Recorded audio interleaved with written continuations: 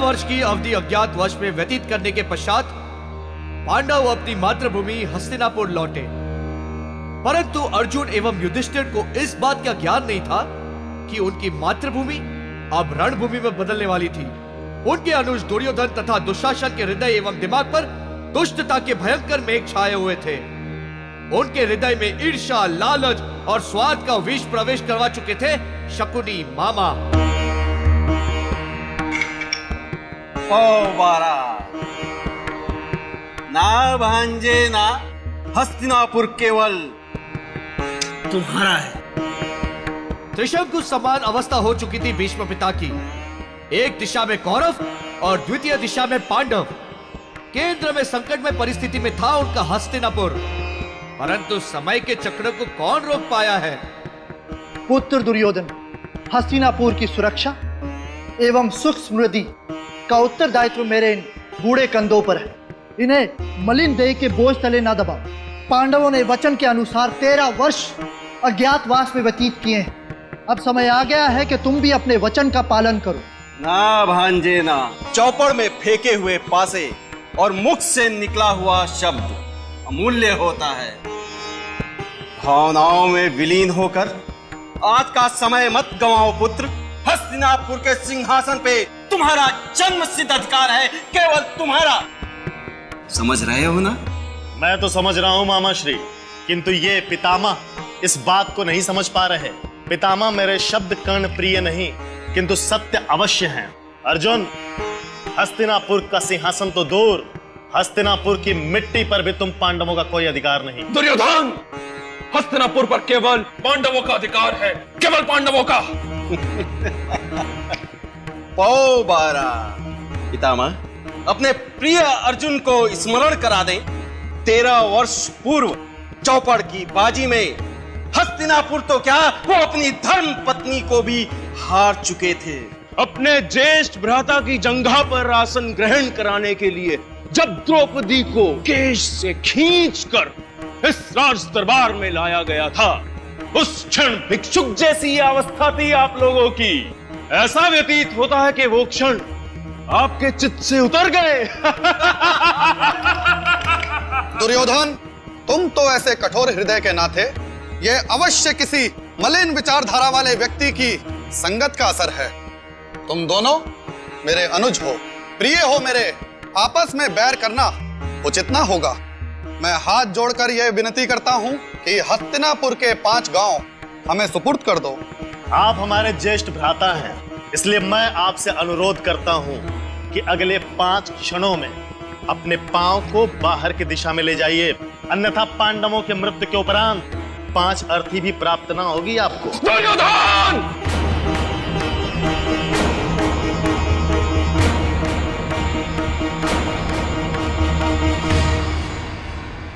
अर्जुन को तो गुस्सा आ गया पापा, अब क्या होगा? अब युद्ध होगा, युद्ध, महायुद्ध। तुम अपनी सीमा पार करके अपनी मृत्यु को न्योता दे रहे हो। ना अर्जुन ना, अपने क्रोध पर संयम रखो। नहीं भ्राताश्री, नहीं, ये समय संयम रखने का नहीं है, आक्रमण करने का है। आप केवल अनुमति दीजिए। सुनो द्रोणाचार्य के प्रिय शिष्य अर्जुन, तुम अपने ये बाण और अपने भ्राताओं के साथ मुझसे युद्ध करोगे। तुम्हारे पास सेना का बल अवश्य है दुर्योधन, किंतु मेरे पास आत्मबल है। तुम्हारी मृत्यु तो निश्चित है, निश्चित। कार ने तुम्हारी बुद्धि को भ्रष्ट कर दिया पुत्र। नाश काल विपरीत बुद्धि। युद्ध, युद्ध, युद्ध, आक्रमण! तत्पश्चात हस्तिनापुर की धरती पर कटौता के बीज बोए गए और शत्रुता की फसल काटी गई। अतः श्री महाभारत कथा।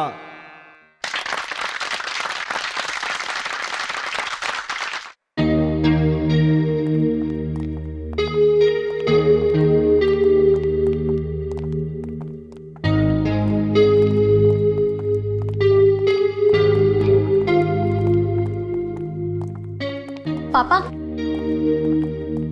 बात कर ही लेते हैं। हाँ चलो, जैसे तुम्हारी मर्जी। आखिरी शादी तो तुम्हारी है ना।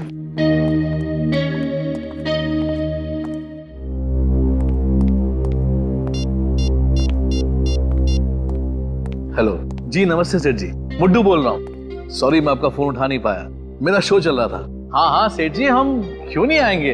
अरे सेठ जी, आपसे 1 लाख रुपए एडवांस दे चुके हैं, शो में क्यों नहीं पहुंचेंगे।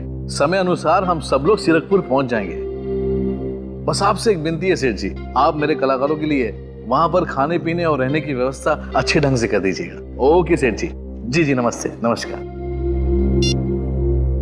अरे दिवाकर जी, आप नमस्कार। नमस्कार नमस्कार। आप मुझे जानते हैं? भला आपको कौन नहीं जानता, केशवर तालुका के आप इतने जाने माने जमींदार हैं। चलिए, अच्छी बात है। मैंने आपका नाटक देखा, बहुत पसंद आया। पहली बार रंगमंच पर महाभारत की कथा का मैंने नाट्य रूपांतर देखा, दिल खुश हो गया। जी बहुत बहुत धन्यवाद। बच्चों की मेहनत रंग ला रही है। आप बताइए मैं क्या कर सकता हूँ, क्या सेवा करूँ आपके लिए। ये मेरी बेटी शालिनी है। नमस्ते। परसों इसकी शादी है। ये तो बड़ी खुशी की बात है। और इसी खुशी को दुगनी करने के लिए मैं चाहता हूँ कि आप अपनी मंडली के साथ इसकी शादी में आए और इसी नाटक का एक प्रस्तुति दें। शादी में महाभारत? क्यों, कोई समस्या है? नहीं नहीं दिवाकर जी, समस्या की कोई बात नहीं। दिवाकर जी, हम लोग तो कलाकार हैं, लोग हमें जहाँ बुलाते हैं हम चले जाते हैं। दरअसल शादियों में संगीत संध्या या डीजे इस तरह के प्रोग्राम होते हैं। तो महाभारत सुनकर मैं थोड़ा सा आश्चर्य हो गया। भाई, मैं जमीन से जुड़ा जमींदार हूँ, संस्कृति से मुझे बहुत लगाव है। खैर, पैसों की बात कर ले। जी, ट्रैवलिंग वगैरह के साथ हम 2 लाख रुपए चार्ज करते हैं, बाकी आपको जैसा देना है आप सोच लीजिए। चलिए ठीक है, 2 लाख में तय हुआ। मैं शाम को आपके गेस्ट हाउस में 25,000 पेशगी के तौर पे भेज दूंगा। चलता हूँ। धन्यवाद। चलो बेटी। हाँ संजीव, अरे यार कमाल हो गया। अभी यहाँ के बहुत बड़े जमींदार दिवाकर जी मुझसे मिलने आए थे। अरे हमें एक और शो मिल गया है, मुबारक हो। और सब लोग ठीक ठाक है ना वहां पर?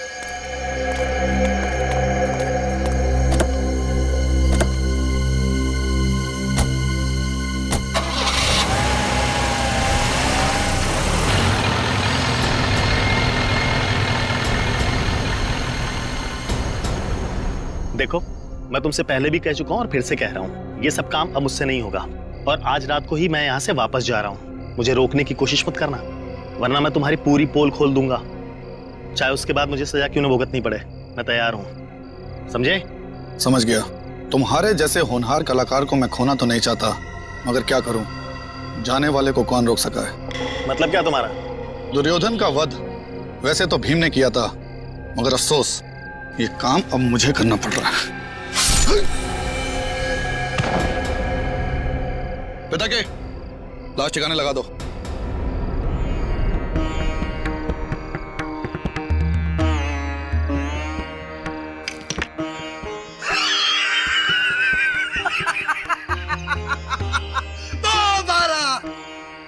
भांजे मेरे पास है, मुझे बता रहे हैं कि पांडवों की समक्ष धन संपत्ति पर अब तुम्हारा वर्चस्व होगा। मामा श्री, हमारे भ्राता पांडव निर्धन हो चुके हैं। ऐसा प्रतीत होता है कि अब दांव पे लगाने को इनके पास कुछ भी शेष नहीं रह गया। फिर भी तत्पश्चात खेलना चाहते हैं तो दांव पे क्या लगाएंगे, खुद को या इंद्रप्रस्थ को? दुशासन, यदि तुमने इंद्रप्रस्थ का उल्लेख भी किया तो परिणाम बहुत भयंकर हो सकते हैं। बल का प्रयोग हम भी भली भांति जानते हैं अर्जुन। शांत भांजे शांत, क्रोध केवल बुद्धि को नष्ट कर देता है।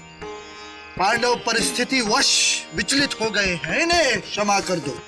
युधिष्ठिर पुत्र, यदि तुम चौपड़ के खेल को छोड़कर जाना चाहो तो तुम अवश्य जा सकते हो, किंतु यदि तुम हारे हुए राजपाट को पुनः प्राप्त करना चाहते हो तो तुम इंद्रप्रस्थ को दांव पर लगा सकते हो। एक दांव पुनः राजपाट तुम्हारा पांडवों का हो जाएगा। नहीं भ्राता श्री, नहीं, इंद्रप्रस्थ को हम कदापि दांव पर नहीं लगा सकते। हमारे पास कोई और विकल्प है भी नहीं अनुज। हमारे अधिकार और संपत्ति पर पुनः अधिकार प्राप्त करने के लिए एक दांव और खेलना होगा। चौपड़ का ये खेल पुनः आरंभ किया जाए। इस बार दांव पर क्या लगाओगे पुत्र युधिष्ठिर? दांव पे मैं इंद्रप्रस्थ लगाता हूँ।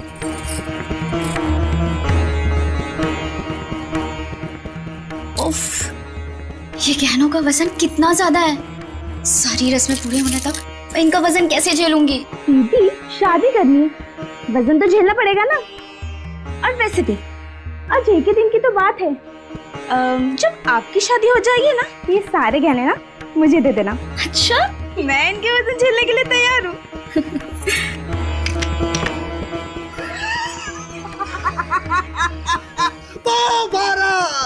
हम जीते पांजे। इंद्रप्रस्थ भी गया, अब दांव पे क्या लगाएंगे भ्राता से द्रौपदी को? दुशासन!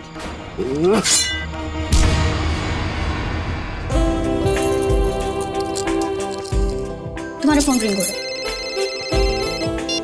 Hello caterer? हाँ तुम वही रुको, मैं अभी आती हूँ। दीदी कमरे से बाहर मत निकलना, मैं अभी आती हूँ। ठीक है, मगर जल्दी आना। हाँ हाँ हाँ। हेलो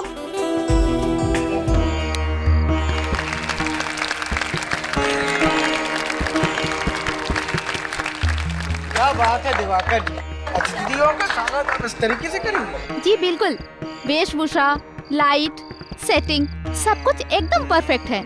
ऐसा लगता है कि मानो हम लोग सचमुच हस्तिनापुर में आ गए हैं। कितना अद्भुत है ये सब।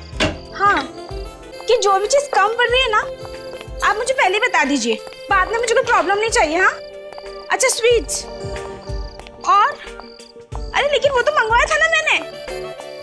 अच्छा अच्छा, मेरी प्यारी बेटी शालिनी की शादी है, उसे यादगार जो बनाना है जी। और फिर जमाई राजा मैं और उनके माता पिता 2 घंटे में पहुंचेंगे केशवर। तो मैंने सोचा मेहमानों के लिए कुछ अलग तरीके का इंतजाम किया जाए।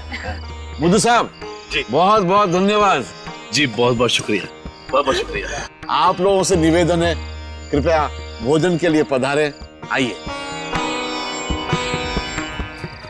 अरे छोटी, तुम इधर? मैं शालिनी दीदी के साथ ही थी, मगर मुझे केटरर का फोन आया। उससे बात करने मैं बाहर निकली तो उसने कहा कि उसने मुझे फोन ही नहीं किया।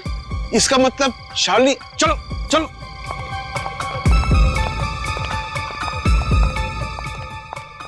चलो चलो देखते हैं कहीं कुछ हो तो नहीं गया। शालिनी, शालिनी!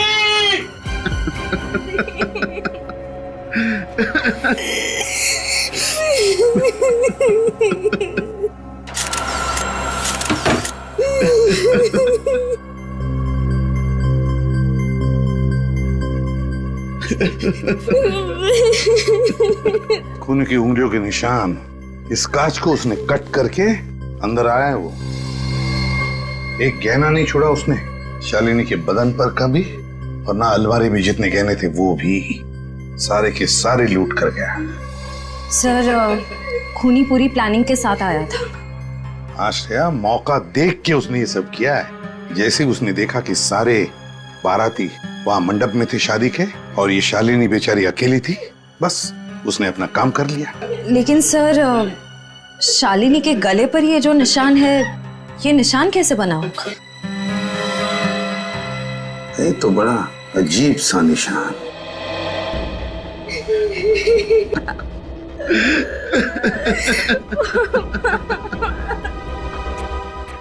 बेटा, तुमने ही अपनी दीदी को आखिरी बार जिंदा देखा ना, और उसकी लाश भी।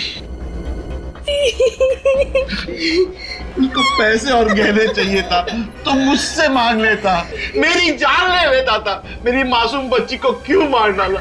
मेरी बेटी ने उस खूनी का क्या बिगाड़ा था? दिवाकर जी, मैं आपसे वादा करता हूँ कि जिसने भी ये किया है ना, उसे हम ढूंढ निकालेंगे, छोड़ेंगे नहीं उसे, कड़ी से कड़ी सजा दिलाएंगे।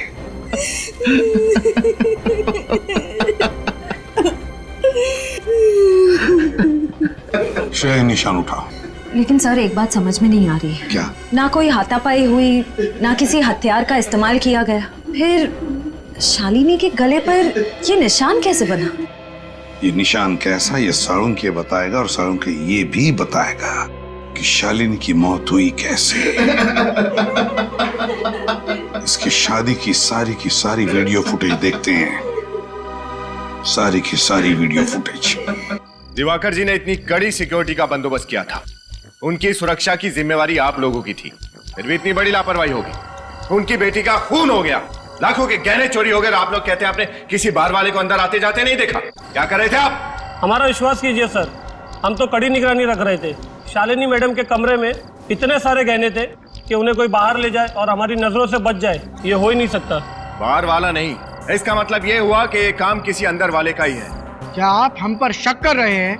देखिए, हम बहुत अमीर और इज्जतदार लोगों में से हैं। हमारे पास पैसों की कोई कमी नहीं है। सर, हम तो शालिनी जी को ठीक तरह से जानते भी नहीं थे। हम तो यहाँ सिर्फ नाटक करने आए थे। हाँ सर, जब शालिनी जी का खून हुआ तब नाटक चल रहा था और हम सब लोग वहीं थे। हमें एक एक करके इन सबकी तलाशी लेनी होगी। लेनी ही पड़ेगी तलाशी। चलो हटो, एक एक करके अपनी तलाशी दीजिए।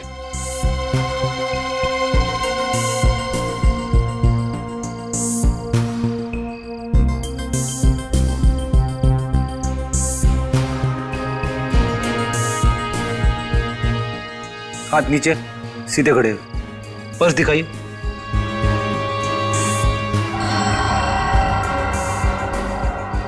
अपना पर्स दिखाइए।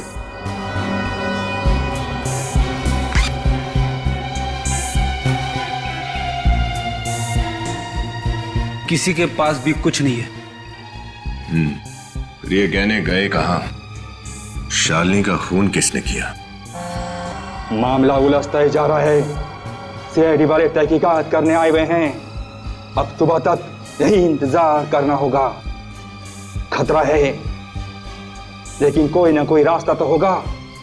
वक्त निकलता जा रहा है। श्रेया, शुरू करो। सब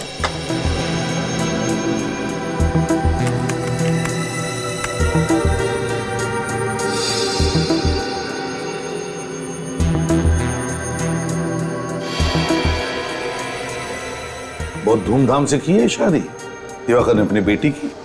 मेहमान भी बहुत आए हैं। लेकिन सर, इतनी सारी भीड़ में उस खूनी को कैसे ढूंढेंगे? खूनी को हम जरूर ढूंढ निकालेंगे विनीत, जरूर ढूंढ निकालेंगे उसे। श्रेया, एक मिनट जरा पॉज करो।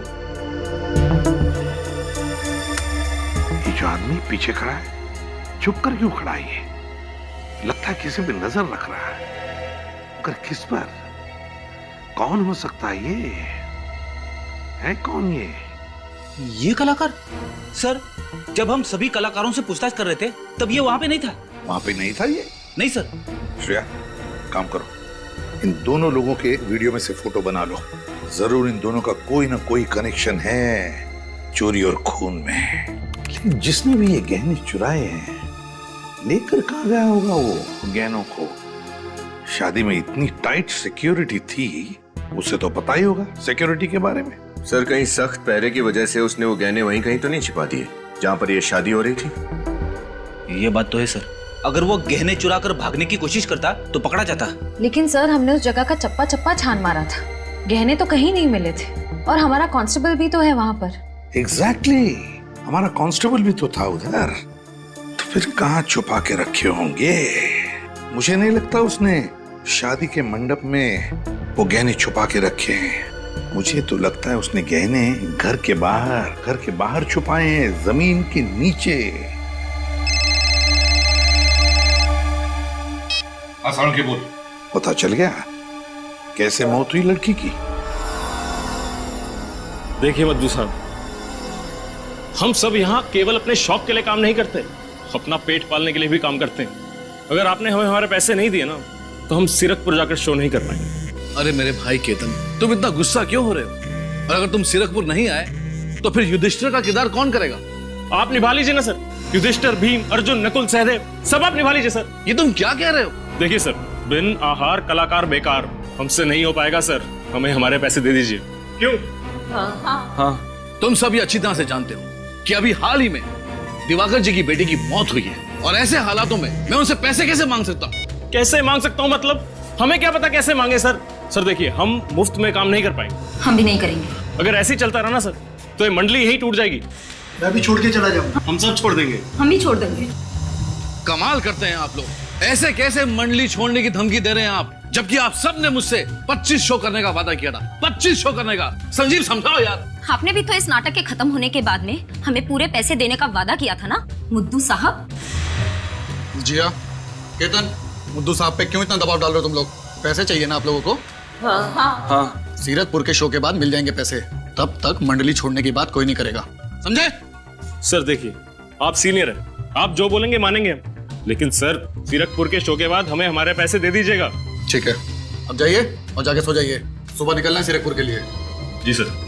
चलिए।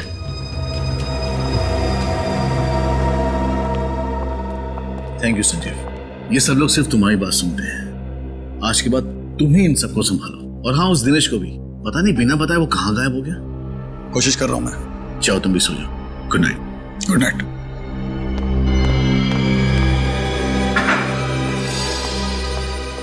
रोहन, कहाँ जा रहे हो? कहीं नहीं सर, बस वो एक बहुत जरूरी काम मुझे याद आ गया था, उसे खत्म करके आता हूँ। सब ठीक तो है ना?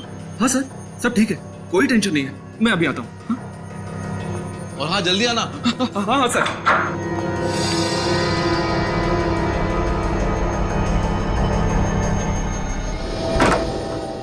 सोलंकी, क्या पता चला इसकी मौत के बारे में? बॉस, इस एक्सरे को जरा गौर से देखो, ये शालिनी के गले का एक्सरे है। सोलंकी, यार यहाँ पर क्या है? ये कुछ तो है इधर। एग्जैक्टली, इसके गले पर चोट लगी जिसकी वजह से इसके गले के आसपास की मांसपेशियां फट गई। सर, सिर्फ गला घुटने की वजह से किसी इंसान की ऐसी हालत हो सकती है? नहीं, सिर्फ गला घोटने की वजह से नहीं, ये कुछ और ही चक्कर है ना? बिल्कुल बॉस, इसके गले पर एक हल्की सी चोट का निशान है। इसी जगह पर इसके कंठ पर खूनी ने वार किया, जिसकी वजह से इसकी नस दब गई और कुछ ही सेकंड में इसकी मौत हो गई। तो क्या सर खूनी ने इसके गले पर मुक्का मारा या किसी भारी चीज से वार किया? नहीं श्रेया, अगर खूनी ने इसके गले पर किसी भारी चीज से या किसी नुकीली चीज से वार किया होता बॉस, तो इसका गला बुरी तरह से कट जाता, बहुत बड़ा जख्म बन जाता। लेकिन यहाँ इसके गले पर तो ऐसा कुछ नहीं। सोलंकी, अब पहेलियां बुझाना बंद कर और बता क्या हुआ है। ठीक, बताता हूँ क्या हुआ। ये रुमाल, इस रुमाल की वजह से इस शालिनी की मौत हुई। रुमाल से? हाँ सर, रुमाल से कैसे किसी का खून हो सकता है? मैं बताता हूँ कैसे हो सकती है। इस रुमाल पे मैंने पत्थर रख दिया और इसे ऐसे बंद करके जोर से घुमाया, इतनी जोर से घुमाया कि इसके अंदर की चीज सीधी जाकर के सामने वाले के कंठ पर लगी, इतनी जोर से कि उसके गले की नस दब गई। नस दब जाने की वजह से उसके दिमाग में ऑक्सीजन का पहुंचना बंद हो गया और ऑक्सीजन की कमी की वजह से उसकी मौत हो गई। यही सब कुछ हुआ इस शालिनी के साथ। बस ये एक बहुत पुरानी तरकीब है जिसका इस्तेमाल चोर किया करते थे किसी की हत्या करने के लिए। कमाल है सर, ना खून खराबा ना कोई हाथापाई और एक ही पल में इंसान की मौत। खून करने का पुराने जमाने का तरीका नए जमाने में। खूनी चाकू से वार कर सकता था, गोली चला सकता था, पर उसने इतनी पुरानी तरकीब का इस्तेमाल किया, क्यों? कोई तो वजह जरूर है श्रेया, कोई तो वजह जरूर है। सोलंकी, उंगलियों के निशानों के बारे में क्या पता चला जिन पर खून लगा हुआ था? एक मिनट। हाँ बॉस, ये जो निशान है दरअसल ये खून नहीं है। खून के निशान नहीं है? नहीं, मतलब ये सिंदूर है। ये निशान सिंदूर के हैं? तो क्या खूनी हाथों पर सिंदूर लगा के गया था खून करने के लिए? सर, हो सकता है कि खूनी कोई औरत हो, क्योंकि कोई आदमी भला अपने हाथों पर सिंदूर क्यों लगाएगा? लगाएगा, कोई आदमी अपने हाथों पर सिंदूर जरूर लगाएगा। याद करो वो वीडियो, शालिनी की शादी का वीडियो।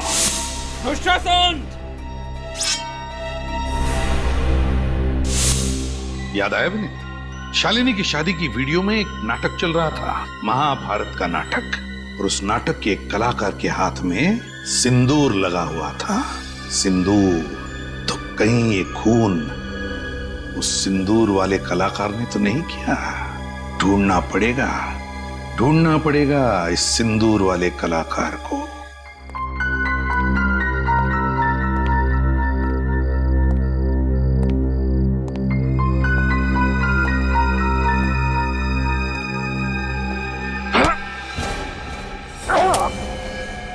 माफ कीजिए कांस्टेबल साहब, लगी तो नहीं?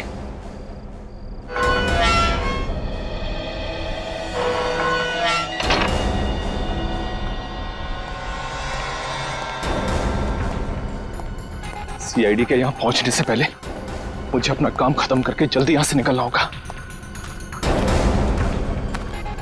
ये रहा।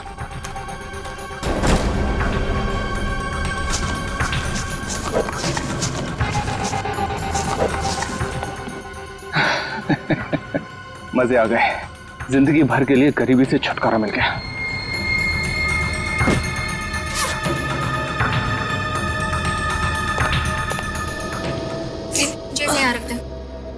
भाई अलीना, हाँ? सब तैयार है?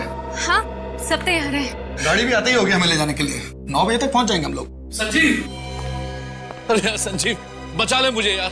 क्या हुआ? अरे वो रूहान एन वक्त पे वो हमारे साथ ऐसे कैसे कर सकता है? अरे ठीक से बताइए ना मुद्दू साहब, क्या किया रूहान ने? ब्लड प्रेशर बढ़ा दिया मेरा। उसकी हिम्मत तो देखो, सुबह 5 बजे मुझे फोन करके बोलता है कि मुद्दू साहब बस अब मैं जा रहा हूँ, वापस कभी नहीं आऊंगा। भला ये कोई बात हुई? मतलब ये कि रूहान ने भी हमारी नाटक मंडली छोड़ दी? हाँ संजीव, ये सब क्या हो रहा है? पहले दुर्योधन गया और अब अर्जुन भी। सीरकपुर में हम अपना नाटक कैसे करेंगे? सुनो, वो तुम्हारा कलाकार कहाँ है जिसके हाथ में सिंदूर लगा हुआ था और वो अर्जुन का किरदार निभाता था? बुलाओ उसे। वो तो रूहान है। हाँ रूहान, बुलाओ उसे। कैसे बुलाएं उसे सर? हम उसे नहीं बुला सकते। नहीं बुला सकते क्या मतलब? बुलाइए उसे। सर, क्योंकि वो नाटक मंडली छोड़कर जा चुका है। क्या कहा? तुम्हारा ग्रुप छोड़कर चला गया? वो चला नहीं गया है, भाग गया है वो, समझे? भाग गया। सर, लगता है इस रूहान ने ही शालिनी का खून किया है और उसके गहने भी चुराए। रूहान का कमरा कहाँ है? आइए सर, ये कमरा है रोहन का। अच्छा, ये रोहन का कमरा है? जी सर। उसका कोई रूम पार्टनर था क्या? कोई रहता था उसके साथ इस कमरे में? कोई नहीं सर, रोहन यहाँ पर अकेले रहता था। रोहन अकेले ही रहता था? ठीक है, कमरे को अच्छी तरह से छान मारो, एक एक कोना। विनीत, इस बाथरूम चेक करो। Yes sir.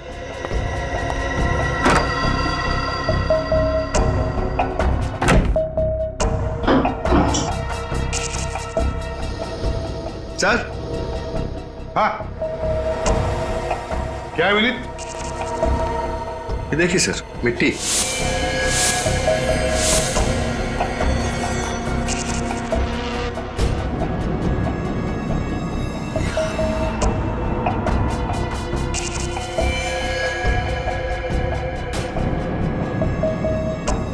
मिट्टी का पानी? ये क्या? ये तो कीचड़ है। बेसिन में तो पानी है ही नहीं। क्या बीच में पानी गया था क्या? जी सर, थोड़ी देर के लिए बंद था। पानी बंद हुआ था, इसका मतलब है रूहान बाहर से आया था, शायद गार्डन में से, हाथ पैर धोने के लिए। गार्डन में से मतलब समझ गए तुम लोग? यस सर, एक बात तो पक्की है, रूहान ने वो गहने वहीं बागीचे में छिपाए हैं। हाँ, बगीचे में, जमीन के नीचे। लेकिन अब तक वो गहने ले नहीं जा सका होगा। हमारा कांस्टेबल जो तैनात है वहां पर।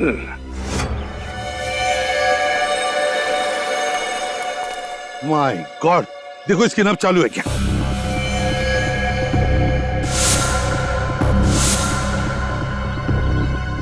जिंदा है सर। एम्बुलेंस बुलाओ जल्दी। जिसका डर था वही हुआ है।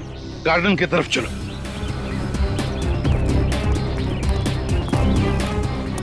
देखो कहीं पर कुछ गड़बड़ लगती है क्या?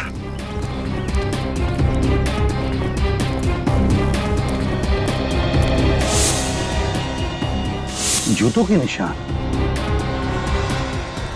ये क्या? यहां भी है। ये देखो, इस तरफ जा रहे। ये देखो, देखा? वहां पर मिट्टी खुदी हुई है। अब देखते हैं।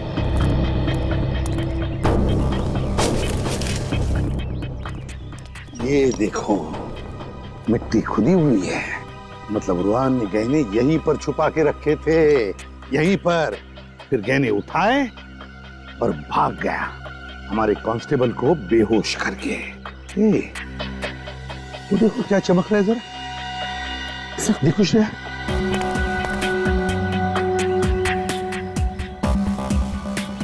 जरी का टुकड़ा? सर, हाँ? इस तरह की जरी तो दुल्हन के कपड़ों में इस्तेमाल की जाती है। दुल्हन के कपड़ों में इस्तेमाल होती है? हाँ सर। तो फिर इस रूहान ने वो गहने दुल्हन के कपड़े में ही लपेट कर रखे थे, यहाँ इस गड्ढे में तो शालिनी को रूहान ने ही मारा है।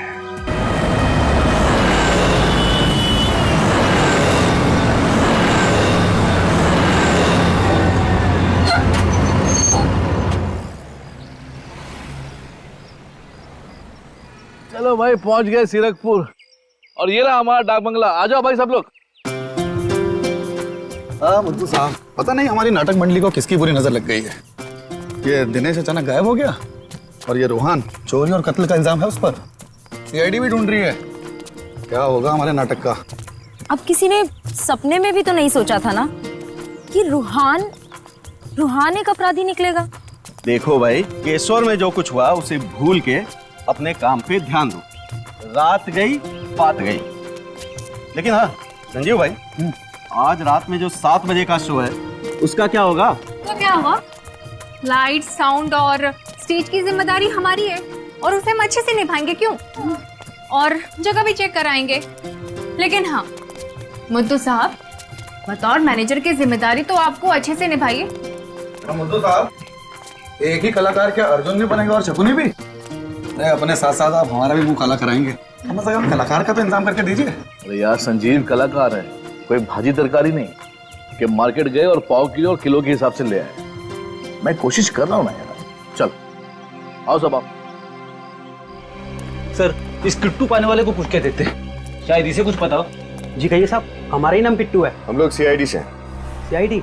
हाँ सीआईडी। इस फोटो को ध्यान से देखो और बताओ, इस आदमी को देखा है कहीं? इसका नाम रूहान है। इसे आखिरी बार नीले रंग की पैंट और हरे रंग की कमीज में देखा गया था। तो बताओ, क्या तुमने इस आदमी को देखा है? क्या तुम जानते हो इसे? हाँ साहब, इस आदमी को कैसे नहीं पहचानूंगा मैं, जानता हूँ मैं इसे। कहाँ देखा? साहब आज ही देखा है। कितने बजे? आज सुबह ही, यही कोई लगभग 9 बजे आया था साहब। 9 बजे? जी हाँ, 9 बजे। तुम्हें तो पता ही होगा ना, तुम्हारे यहाँ के जमींदार दिवाकर जी की बेटी का खून हुआ। जी हाँ, मुझे मालूम है। तो हमें इस आदमी पर शक है कि उनकी बेटी का खून इसने किया है। इस आदमी ने खून किया है? हाँ। क्या तुमने इसे अकेले ही देखा या फिर इसके साथ कोई और भी था? नहीं साहब, वो तो अकेला ही था। और क्या बता सकते हो इस आदमी के बारे में? हाँ साहब, उसने मुझसे पूछा था कि केशवर बस स्टॉप से सबसे पहली बस कितने बजे निकलेगी। केशवर बस स्टॉप पहली बस? इतने सारे लोग तुम्हारे यहाँ पर आते होंगे खरीदारी करने के लिए, ये रूहानी तुम्हारे दिमाग में कैसे बैठ गया? याद कैसे नहीं रहेगा साहब, वो आदमी बहुत ही अजीब था। मतलब? देखिए साहब, उसकी वजह से मेरे यहाँ पे चोट भी लगी है। ये चोट कैसे लगी तुम्हें? क्या उसने तुम्हें मारा था? नहीं साहब, मारा तो नहीं था। तो फिर कैसे लगी?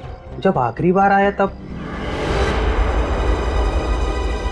ये लो साहब। अरे ऐसे क्या चिल्ला रहे हो? हाथ पे लगा है, गर्दन पे नहीं लगा है। अगर गर्दन पे लगता ना तो तुम्हारी मौत भी हो सकती थी। ये तो बहुत ही खतरनाक है। 15 मिनट में बस स्टॉप से पहली बस मिल जाएगी आपको। ठीक 6 बजे निकलती है बस। हाँ हाँ, शुक्रिया शुक्रिया, जा रहा हूँ। और हाँ, शुक्र मनाओ कि जा रहा हूँ, वापस लौट के नहीं आऊंगा, वरना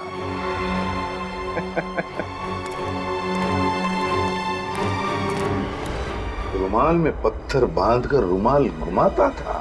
यही है हमारा आदमी, यही है। Thank you sir. कहीं रूहान सारे गहने उस काले बैग में रखकर भाग तो नहीं गया? सारे गहने लेकर भाग गया है वो, मगर शहर की तरफ उन गहने बेचने के लिए। कलाभवन नाटक मंडली के कलाकार को शक है मुझे। रूहान नाम है उसका, रूहान। हाँ, वो यहाँ से काले बैग में गहने लेकर शहर की तरफ आ रहा है, वो गहने बेचने के लिए। देखो हाथ से निकलने ना पाए, उसकी फोटो भेज रहा हूं मैं तुम्हें। गुड। और अभिजीत से कहना इस कलाभवन नाटक मंडली का पूरा इतिहास निकालने के लिए, पूरा इतिहास, सिर्फ रूहान पर नहीं, इस नाटक मंडली के सारे कलाकारों पर शक है मुझे। Okay? Keshwar bus stop, let's go. Sir, ये जीवराम जी हैं, ये नचिकेत जी। नमस्ते सर। ये रंगमंच के बहुत पुराने कलाकार हैं। इन्होंने देश भर में नाटक के कई प्रयोग किए। जीवराम जी, नचिकेत जी, हमें आपकी मदद की जरूरत है। अगर हम सीआईडी के कुछ काम आ सके तो ये हमारा सौभाग्य होगा। पंकज,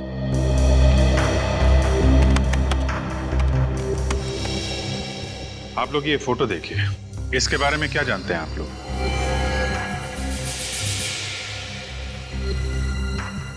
क्या बात है, इस फोटो को देख के आपके चेहरे के हाव भाव कुछ बदल गए। आप लोगों के चेहरे देखकर ऐसा लग रहा है कि आप इस नाटक मंडली के बारे में कोई गहरा राज जानते हैं। बताइए क्या जानते हैं आप? जी, कला भवन रंगमंच की बहुत पुरानी संस्था है। ये तो हम भी जानते हैं जीवराम जी। आप हमें ये बताइए कि आप ऐसा क्या जानते हैं इस मंडली के बारे में जिसे देख के आपके चेहरे का रंग उड़ गया।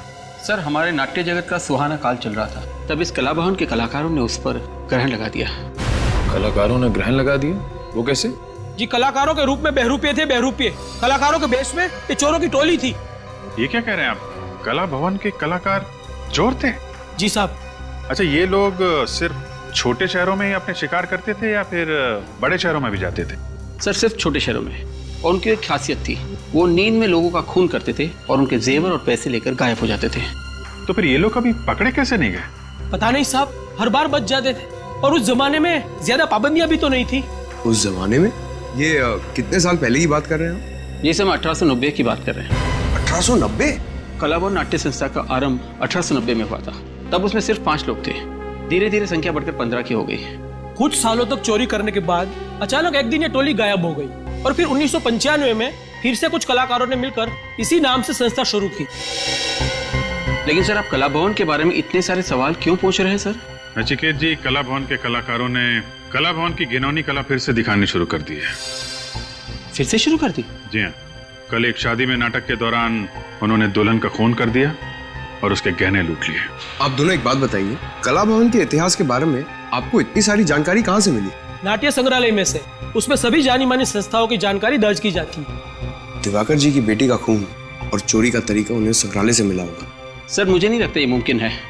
क्यों? सर, क्योंकि वो संग्रहालय तो कई साल पहले बंद हो चुका है।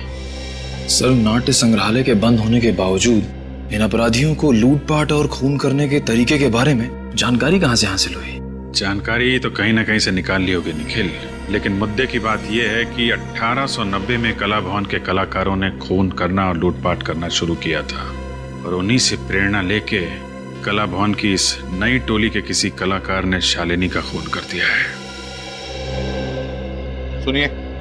बोलो भाई। जरा अपनी मुंडी ऊपर करोगे? हम लोग सीआईडी से। इस आदमी को देखिए, क्या इसे आपने देखा है यहाँ बस स्टैंड पे?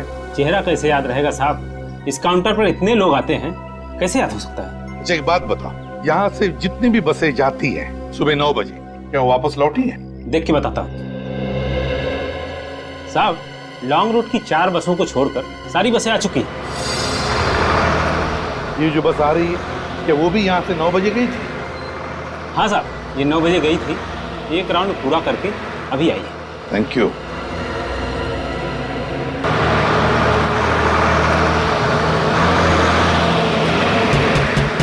रुको। अरे क्या चाहिए आपको? कौन है आप लोग? हम लोग सीआईडी से। एक बात बताओ, इस आदमी को जानते हो? जी साहब। साहब, ये तो वही आदमी है जो उस लड़की के साथ था। लड़की? कौन लड़की? कुछ बता सकते हो उसके बारे में?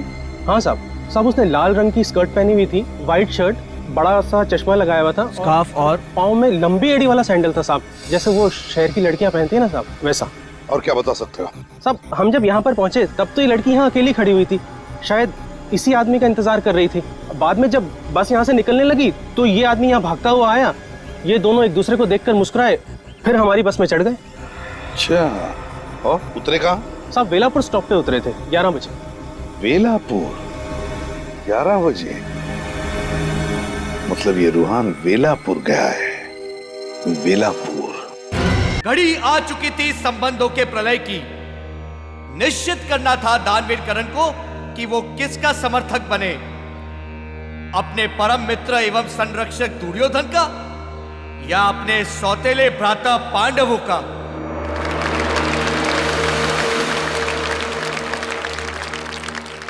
हमारे प्रिय मित्र कर्ण, आप केवल हमारे मित्र ही नहीं, हमारे भ्राता स्वरूप भी हैं। किंतु आज इन परिस्थितियों में हम आपसे एक प्रण की अपेक्षा रखते हैं, मित्रता के बंधन में बद्ध ना करते हुए। यद्यपि आपको कदापि अनुचित लगे तो अवश्य ही हमारे निवेदन को अस्वीकार कर दीजिएगा। प्रण ही नहीं, यदि प्राण भी मांगोगे तो कर्ण के कदम लड़खड़ाएंगे नहीं। सखा दुर्योधन, हमें आभास है कि आपकी मंशा क्या है। सूत पुत्र कर्ण वचनबद्ध होता हूं कि महाभारत के युद्ध में जिस समय तक मेरे शरीर में श्वास रहेगी, शत्रु की तलवार आपके शरीर से रक्त की एक बूंद भी निकाल ना सकेगी।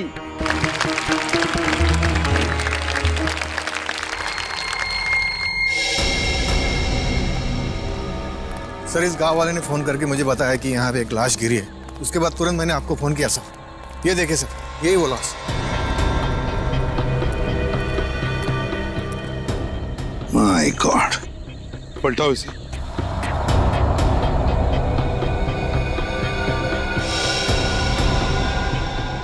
सर, ये तो रूहान है।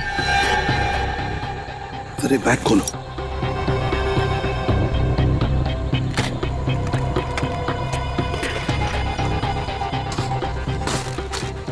देखो कोई गहने हैं क्या इसके पास, अच्छी तरह से चेक करो।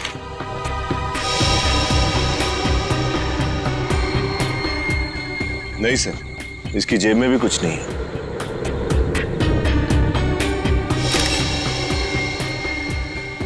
सर, ये देखिए, रूहान के गले पर बिल्कुल वैसा ही निशान है जैसा शालिनी के गले पर था।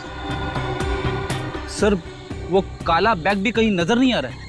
वही तो, काला बैग भी नहीं, गहनों का नामो निशान नहीं। इसका मतलब है रूहान का खून गहनों के लिए ही किया गया है, और जिसने भी ये खून किया है बड़ी बेरहमी से पॉलिथीन बैग में उसकी लाश को डाल दिया है। किसने किया होगा रिहान का खून? कहीं वो लाल स्कर्ट और सफेद शर्ट वाली लड़की तो नहीं? जरूर उसी लड़की ने खून किया है रूहान का। पर है कौन ये लड़की, लाल स्कर्ट और सफेद शर्ट वाली?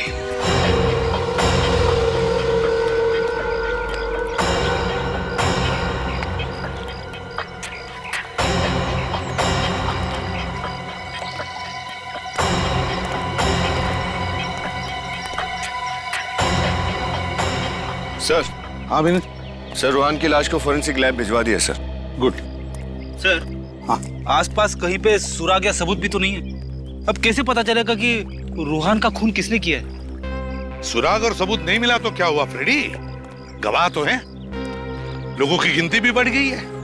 किसी ने तो देखा होगा रूहान को और उस लड़की को। कौन सी लड़की सर?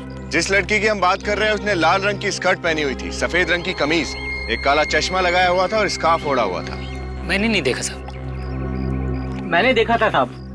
साहब, जैसा हुलिया आप बता रहे हैं वैसे हुलिये वाली लड़की को मैंने देखा था। कहाँ देखा था उसे? मेरी चाय की दुकान के सामने एक बस स्टॉप है, वहां पे देखा था साहब।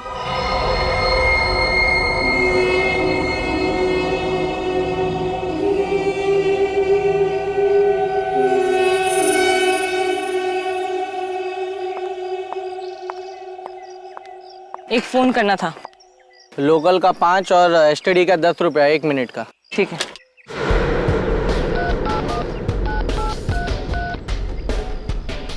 मेम साहब, आपके पास मोबाइल है और आप यहाँ से फ़ोन कर रहे हो? तो अपना काम से काम रखो। हेलो, हाँ मैं बोल रही हूँ, मुझे माल मिल गया। मैं वेला पुल से निकल रही हूँ, 2 घंटे में पहुँच जाऊँगी। ये लो, छुट्टा देने की जरूरत नहीं है। अजीब लड़की है।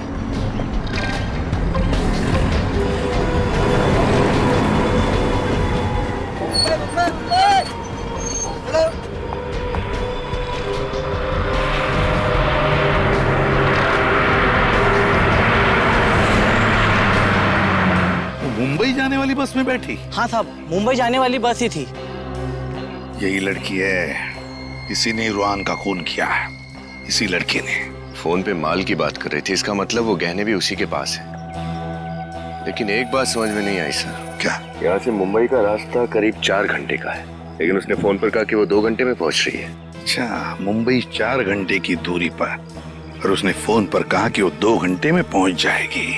फ्रेडी, पता लगाओ यहाँ से मतलब वेलापुर से 2 घंटे के आसपास कितने शहर या गांव है, जल्दी। Yes sir. अच्छा, हमें तुम्हारी मदद चाहिए। तुम्हें उस लड़की के बारे में जो कुछ भी याद है, वो दिखती कैसे, वो हमें बताओ, हम उसका चेहरा बना देंगे। हाँ, मदद करोगे? जी साहब। और एक बात बताओ, जब वो फोन पर बात कर रही थी तब वो कुछ लिख रही थी ना कागज पर? क्या तुमने देखा वो क्या लिख रही थी? सर वो कागज पर कुछ फूल बना रही थी। फूल बना रही थी? Okay thanks sir. हाँ, वेलापुर से 2 घंटे पे सिरखपुर है। सिरखपुर? क्या फ्रेंड, क्या कहा तुमने? सिरखपुर? हाँ सर। सिरखपुर? अरे यही तो वो जगह है जहां पर इस नाटक मंडली का अगला शो है, कला भवन नाटक मंडली का। सिरखपुर। मगर सर, अगर ये लड़की सीरकपुर जाने वाली थी तो उसने मुंबई जाने वाली बस क्यों ली? यही तो, ये लड़की बड़ी गड़बड़ है, बड़ी चालाक है। इसे पकड़ने के लिए जाल रचना पड़ेगा। कला भवन नाटक मंडली का नाटक महाभारत।